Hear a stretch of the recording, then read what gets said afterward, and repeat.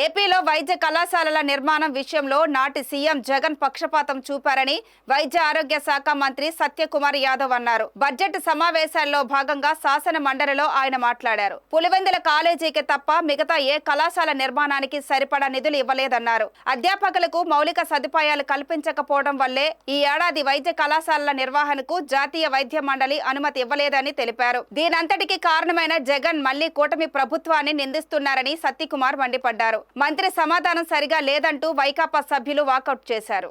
కేవలం మీకు చెప్తే ఆశ్చర్యపోతారు అధ్యక్ష.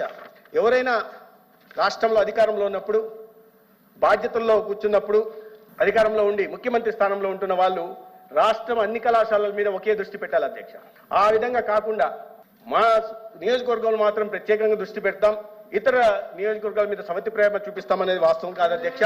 ఇదే విద్యా సంవత్సరంలో మొదలు కావాల్సిన మార్కాపురంకి కేవలం 46 కోట్లు మాత్రమే 500 కోట్లు ఖర్చు పెట్టాల్సి ఉండగా 46 కోట్లు మాత్రమే ఖర్చు పెట్టడం అంటే రాయలసీమలో విద్యార్థులు చదువుకోకూడదా అధ్యక్ష? అదే ఆదోనిలో, ఇదే ఆదోనిలో, రాయలసీమలో ఉంటున్న ఆదోనిలో 10% నిధులు మాత్రమే, 10% కూడా ఖర్చు పెట్టలేదు అధ్యక్ష. 500 కోట్లు ఖర్చు పెట్టాల్సి వస్తే కేవలం 47 కోట్లు మాత్రమే ఖర్చు అంటే చదవకుండా అధ్యక్ష. అదే సమయంలో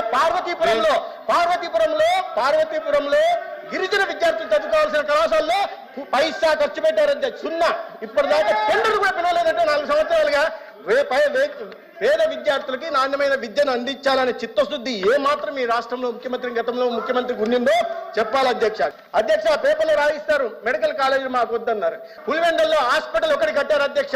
ఇది హాస్టల్ కళాశాల ఒక్క హాస్పిటల్ మాత్రం కట్టారు. ఈ ఫోటోలు చూడండి అధ్యక్ష. మేము అధికారంలోకి వచ్చే నాటికి ఒక హాస్పిటల్ మాత్రం కట్టి హాస్టల్ కట్టకుండా, కాలేజ్ బిల్డింగ్లు కట్టకుండా, అమ్మాయిల కళాశాలకి అమ్మాయిలు హాస్టల్లో ఉండాల్సిన దాన్ని 4 గోడలు మాత్రం కట్టే అమ్మాయిలు మేము ఎక్కడ పెట్టుకోవాలి అధ్యక్ష. 60% మౌలిక సదుపాయాల కల్పన లేకుండా, హాస్టల్లో లేకుండా చదువుకుంటున్న విద్యార్థుల్ని ఏ హాస్టల్లో చేర్పించాలా, అమ్మాయిని ఏ చెట్ల కింద చదివించాలా, ఎక్కడ ఉంచాలో సమాధానం చెప్పాల్సిన బాధ్యత గతంలో ముఖ్యమంత్రిగా ఉన్న వాళ్ళకి చెప్పాలి ఉండే అధ్యక్ష. కానీ నిస్సిగ్గుగా నిర్లజ్జగా ప్రతిరోజు విద్యార్థులు అపోహలు సృష్టించే ప్రయత్నం చేస్తారు అధ్యక్ష. మొన్నటికి మొన్న 8,500 కోట్లతో నేను 17 కళాశాలలు నిర్మించానని నిస్సిగ్గుగా గతంలో ముఖ్యమంత్రిగా ఉంటున్న వ్యక్తి చెప్తున్నారంటే అపోహలు సృష్టించడం మంచిది కాదు అధ్యక్ష. ఆ పార్టీ గౌరవ సభ్యులు నేను అడుగుతున్నాను, వాళ్ళ ముఖ్యమంత్రి గారు రోజు అబద్ధాలను వండి వారిస్తుంటే, అసత్యాలను చెప్తుంటే ఈ రకంగా దీని సమర్థత లేదా అధ్యక్ష? సమర్థత ఉంది అధ్యక్ష.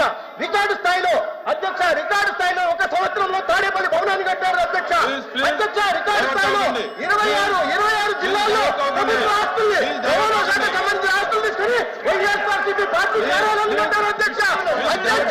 విసిగొండ గుండు కొట్టి 430 కోట్లతో విలాసవంతున్న భవనాలు నిర్మించుకున్నారు. కానీ పేద విద్యార్థులకు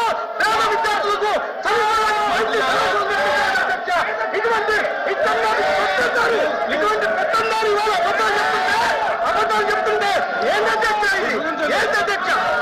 సమాధానం చెప్తుంటే సమాజం చెప్పలేదు అధ్యక్ష. లేదంటే పార్టీ అధ్యక్షుడిని, గౌరవ సభ్యుల్ని అధ్యక్ష.